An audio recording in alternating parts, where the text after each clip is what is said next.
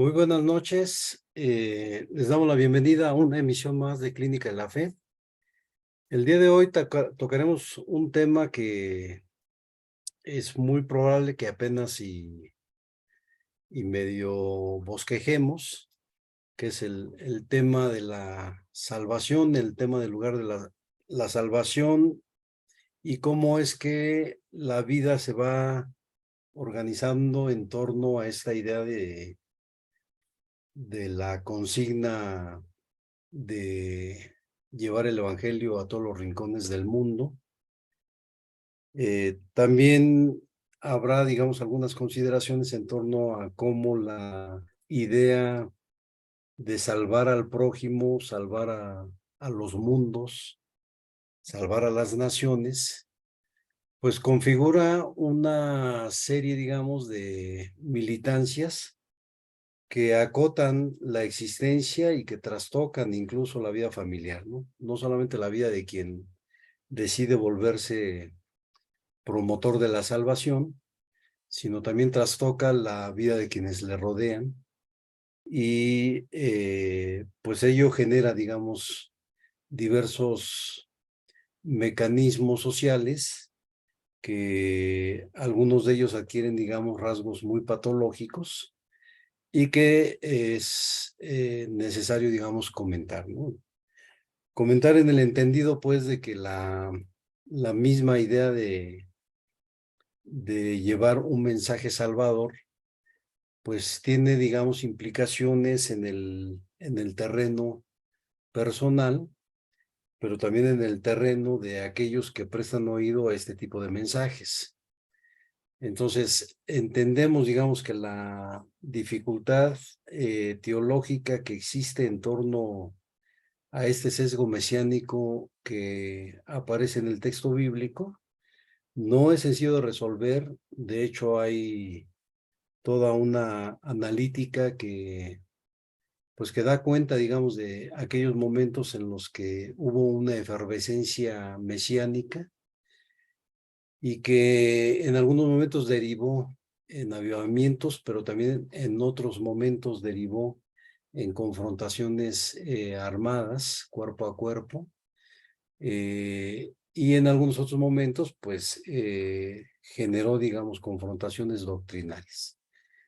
Para el caso de el campo religioso mexicano, me parece que el tema resulta no solamente seductor, sino necesario de discutir, en la medida, digamos, de que la misma noción de quién salva, pues resulta muy polémica, ¿no?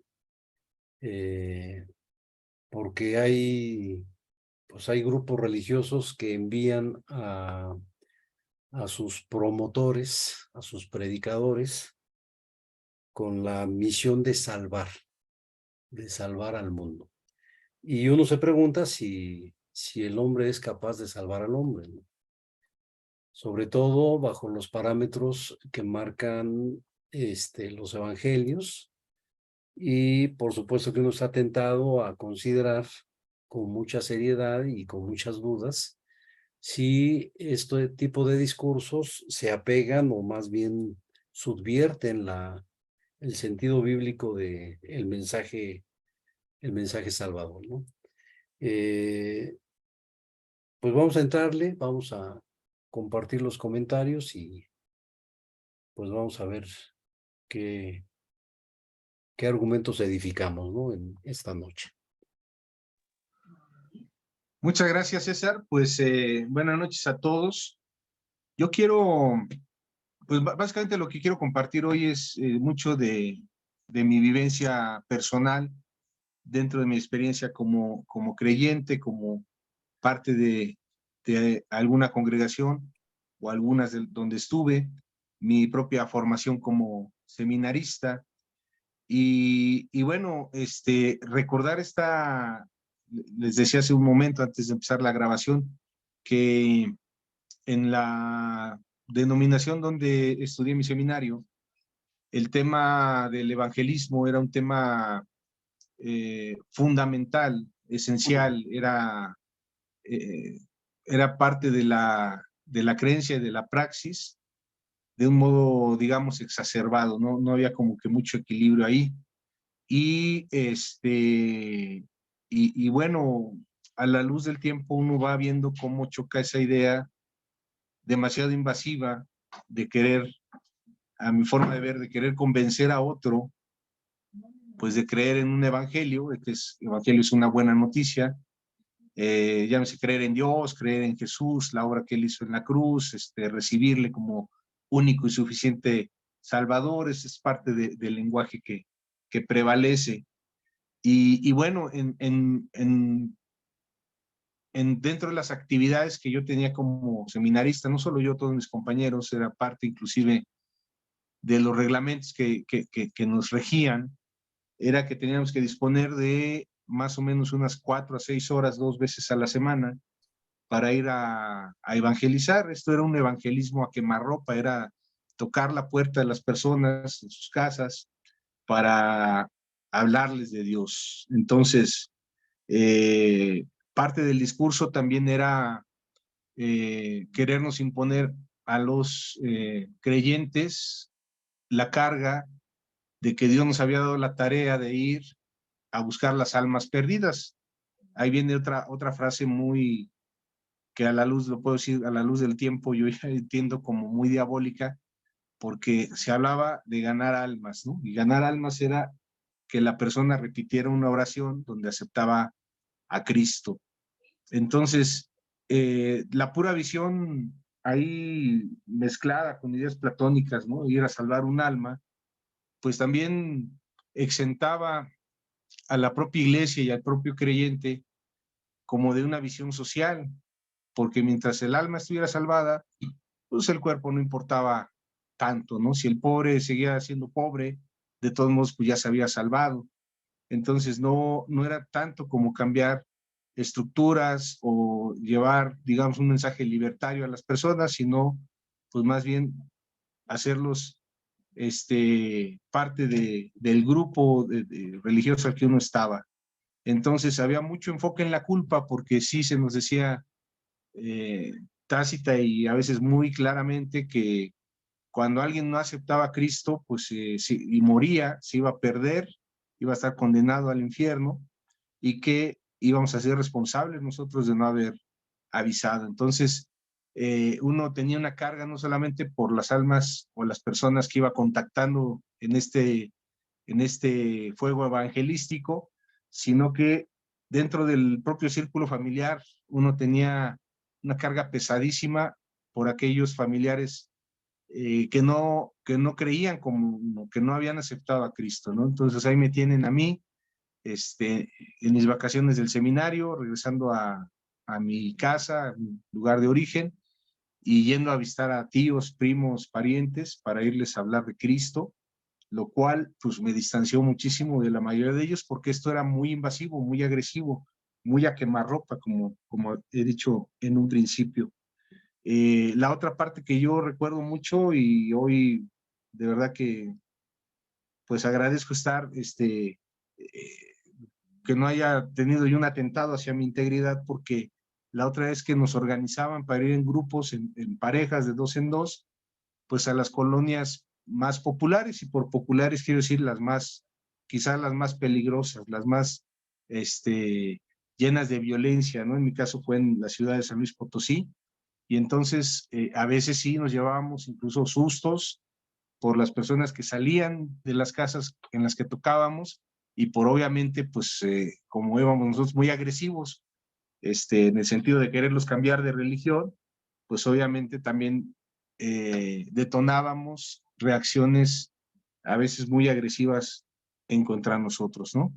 Y por otro lado hay que mencionar también un énfasis de varias denominaciones, que es esta idea que ellos llaman el misionero, los misioneros. Los misioneros son diferentes a los pastores y los misioneros tienen el llamado de Dios, entre comillas lo digo, de ir a un lugar donde la gente no conozca de Dios. Otra vez ideas absurdas porque es creer que nuestra manera de pensar y creer a Dios es la única que es válida. Entonces no importaba si había otro tipo de iglesia cristiana, como no era de la misma de nosotros, entonces ahí no conocían a Dios, hasta que no vieron una iglesia como la de nosotros. Entonces, había barbaridades tremendas. En el caso de los misioneros, yo conocí historias muy tristes, o también otros que como que se beneficiaban de este rollo, de este énfasis misionero, pero les puedo platicar de gente que, de origen muy humilde, sin preparación, decía, Dios me llamó a Rusia, y nadie hablaba con ellos de pues, las posibilidades, la logística, la conveniencia o no, y ahí andaban visitando las iglesias para recibir el apoyo monetario y poderse ir de misioneros a Rusia. Otros también, curiosamente, pues no los llamaba Dios a Chimalhuacán, no los llamaba Dios a algún lugar de aquí de México donde hubiera necesidad, sino que pues los llamaba Dios a lugares muy padres, ¿no? Había un misionero en España, ¿no? Entonces imagínense, él era como de la élite, y ese tipo de incongruencias pues a veces se daban sin mucho pensarse o repensarse. Yo quiero concluir hoy mi participación, al margen de que ahorita abundaremos un poco más en esta temática, pero creo que para aquellos que nos siguen, que están ya poniendo en tela de juicio algunas de sus creencias, lo cual considero muy válido, pues sí, una de las que deberían pensar y repensar es esta idea de que Dios los haga responsables de compartirle la buena nueva a otros, ¿no? Finalmente, aún dentro de la doctrina cristiana, en hombres como Calvino y otros teólogos de esa misma línea, pues se habla de un Dios soberano que él finalmente llama con un llamado irresistible a aquellos que quiere salvar. Entonces eso como que exenta mucho de la carga. Y la otra que yo pienso más y más seriamente es que pues está muy difícil creer que nosotros seamos los únicos poseedores de la verdad y que Dios sea, haya hecho de alguna iglesia o denominación, haya hecho como que la exclusiva o la religión verdadera, como que todos tuvieran que convertirse a esa. Yo creo que si vamos a pensar en Dios, tenemos que pensar en un Dios más allá de la capacidad de nuestras mentes, que puede manifestarse y que se ha manifestado en las culturas y en los tiempos, y que pues una idea de condenación en un Dios de amor, pues cada vez como que cabría menos de pensar. Pero quiero darle la palabra a Diana y a Josh, que nos platiquen de sus experiencias, de aquello que quieran comentar hoy. Hablábamos de los chicks, que aparte los tenías que comprar, o sea, te los vendían, había que invertir una lana en los chicks, y ahí andábamos evangelizando con unos libritos como de caricaturas, como cómics pequeñitos, con mensajes muy condenatorios, ¿no? Muy culposos también. Pero bueno, no hablo más, les doy la palabra a ustedes. Bienvenidos. Hola, buenas noches.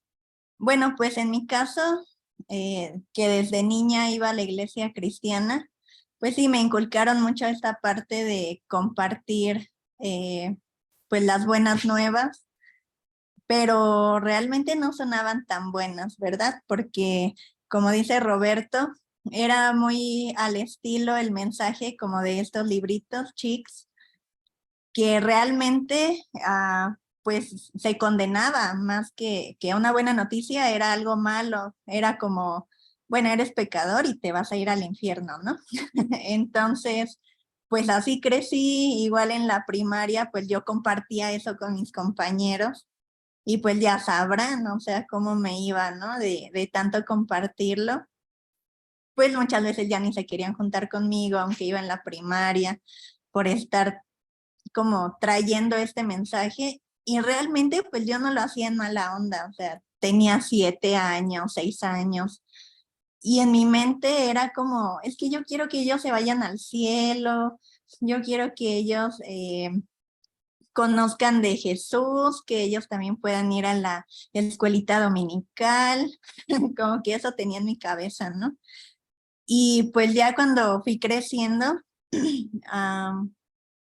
disminuí como esa parte, ¿no? De compartir este mensaje, pero creo que siempre estaba presente, ¿no? Por lo que decía Roberto, porque yo sentía como una carga de que si yo no le compartía a alguien, pues esa persona no iba a conocer de Dios, no iba a conocer de Jesús, y además de que yo tenía una idea muy equivocada, o sea, yo creía que pues casi la gente que se hiciera cristiana, pues iba a tener una mejor vida, así era católica o testigo de Jehová, porque yo pensaba que ellos estaban actuando equivocadamente, ¿no?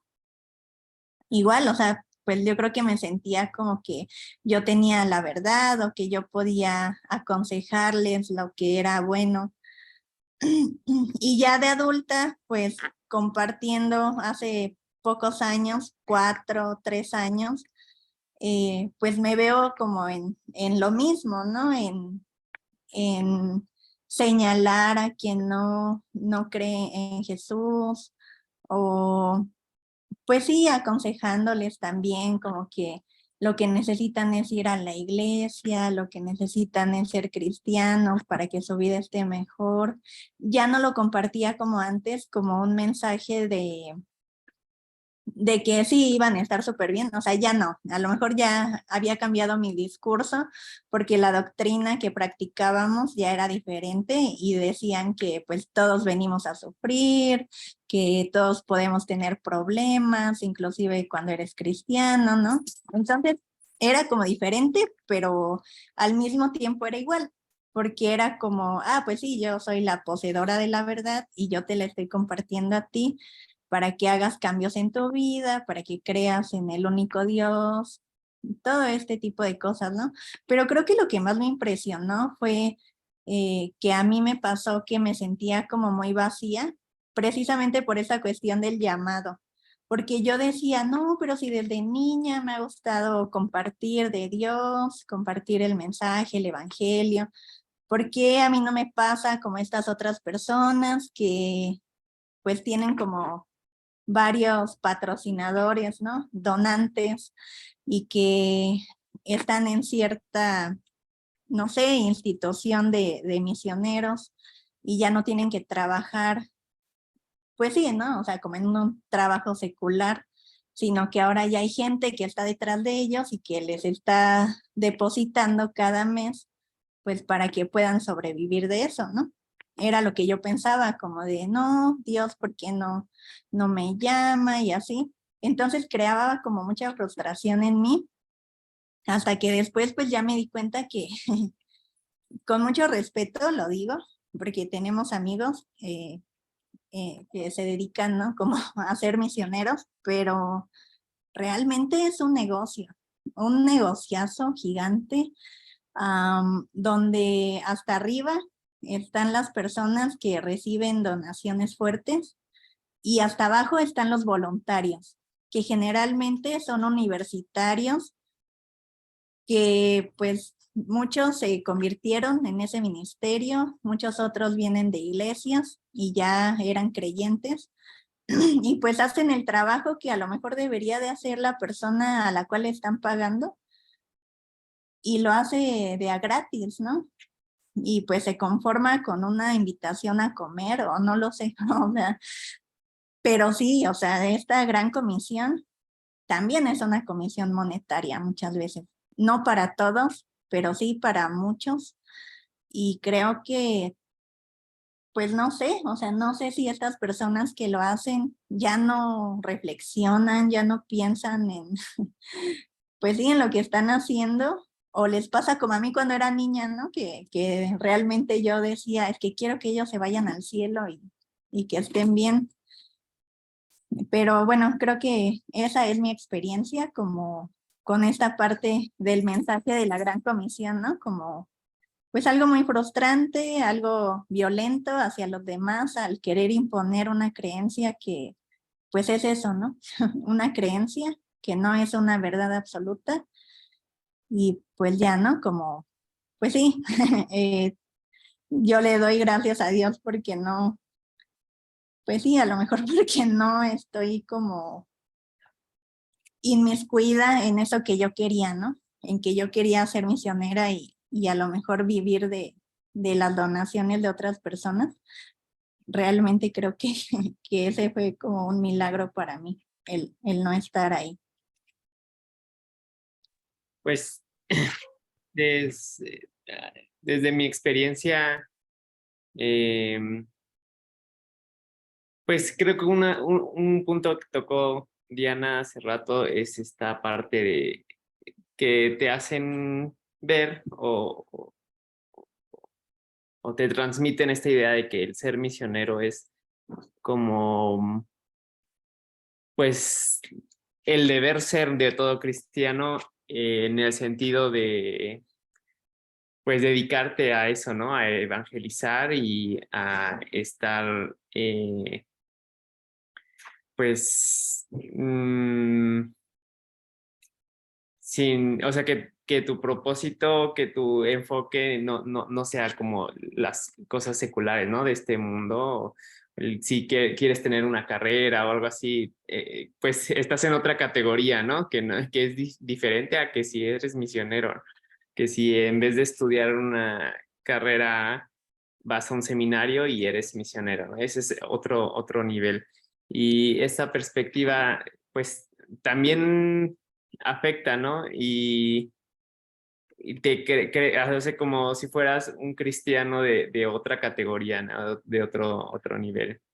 Y a veces, pues, uno toma las decisiones incorrectas pues, o toma las decisiones con los motivos incorrectos, ¿no? Como para poder subsanar ese pensamiento, ¿no? Bueno, pues ahora, por ejemplo, no voy a estudiar esto, pero pues porque lo voy a usar para evangelizar, ¿no? Y pues como decía, ¿no? Como platicábamos, ¿no? Como si uno pudiera tener la verdad de imponer una creencia porque se supone que hará algún bien, ¿no? Y pues sí, como comentaba Irene, es algo que uno en su momento lo cree y piensa en el beneficio que puede traer a la otra persona, ¿no? Pero pues es importante esa reflexión de que pues también estamos haciendo violencia sobre las otras personas, ¿no? Es un tipo de violencia en el que si buscamos imponer una creencia sin llegar a una reflexión, sin llegar a una discusión, porque hasta eso ni siquiera nos abrimos el momento de evangelizar a escuchar a la otra persona, porque al creer y al tener pues como la verdad absoluta, pues no te abres a un diálogo, ¿no? Porque lo que diga la otra persona en realidad no lo vas a considerar, ¿no? Ni siquiera lo tomas en cuenta porque está en lo incorrecto, ¿no? Y pues eso también es como importante, ¿no? El buscar el diálogo un diálogo verdadero, ¿no? Porque cuando decimos que es palabra de Dios lo que estamos diciendo, pues ya no se da lugar al diálogo y a la discusión. Pues ese es mi comentario. Muchísimas gracias, Diana y Josh.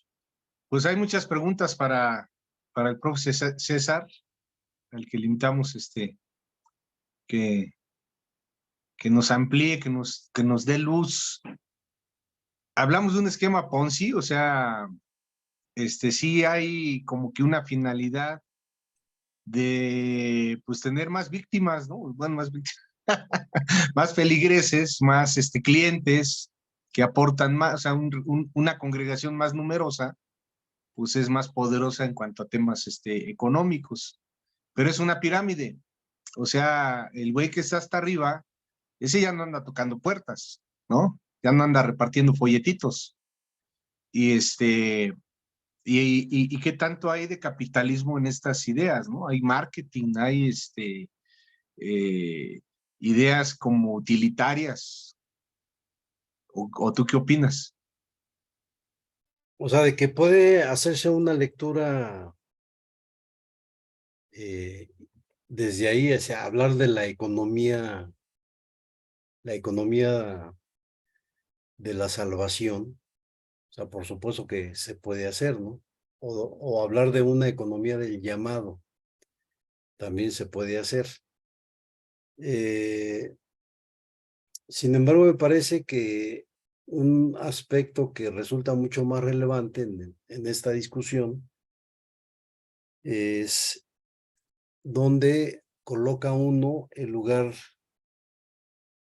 del llamado, o esto que solemos llamar como el acto evangelístico, ¿no? O sea, normalmente un misionero lo que hace es pues construir una propaganda a favor de su creencia. Y ahí, digamos, el detalle más polémico es justamente hasta dónde uno es capaz de distinguir el delirio. O sea, hay una producción en esta lógica de la evangelización delirante, y por delirante me refiero, digamos, a que el efecto que produce en el misionero es una profunda convicción de hacer lo que hace. Porque más allá de si va a lugares bonitos o feos, pues lo que tiene que sostener es una creencia, ¿no? Y aparte tiene que tener la capacidad de mostrar una convicción hacia sí mismo y hacia los demás.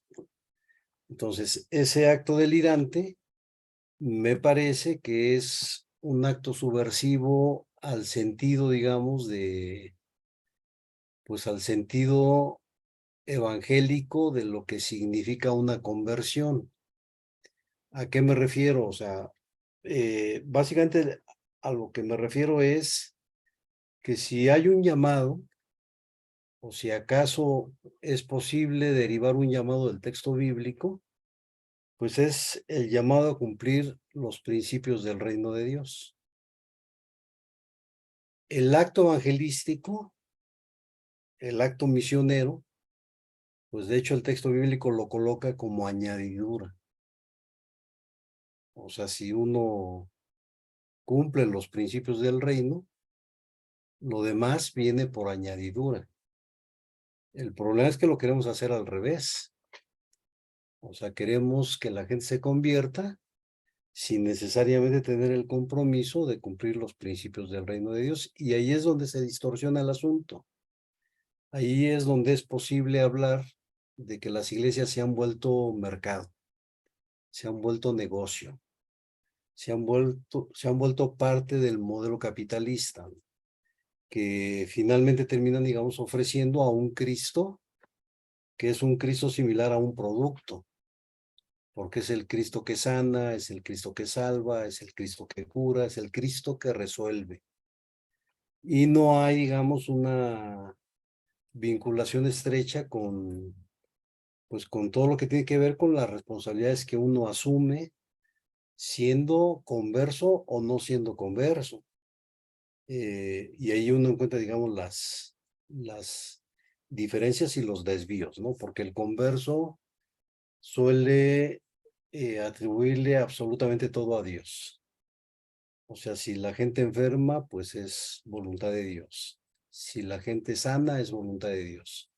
Si la gente es pobre, es voluntad de Dios. Si la gente sale de la pobreza, es voluntad de Dios. Como si las responsabilidades humanas quedaran difuminadas. Y ahí es justamente lo que yo digo que representa un desvío, digamos, del sentido. O sea, yo suelo pensar, porque además me parece que parte de la subversión de la lógica evangélica está justamente en el malentender lo que se llama, por ejemplo, o lo que es llamado comúnmente como el sermón de la montaña, ¿no? Entonces, en el sermón de la montaña hay una serie de principios que van en contra del mercado. En los textos o en las cartas paulinas hay una serie de recomendaciones que van en contra del individualismo. En algunos textos de Pedro, pues hay toda una serie de recomendaciones que van en contra de la falsedad o la mentira. Es decir, lo que a mí me parece que se enfatiza de manera frecuente en el texto bíblico es justamente el tema de los valores.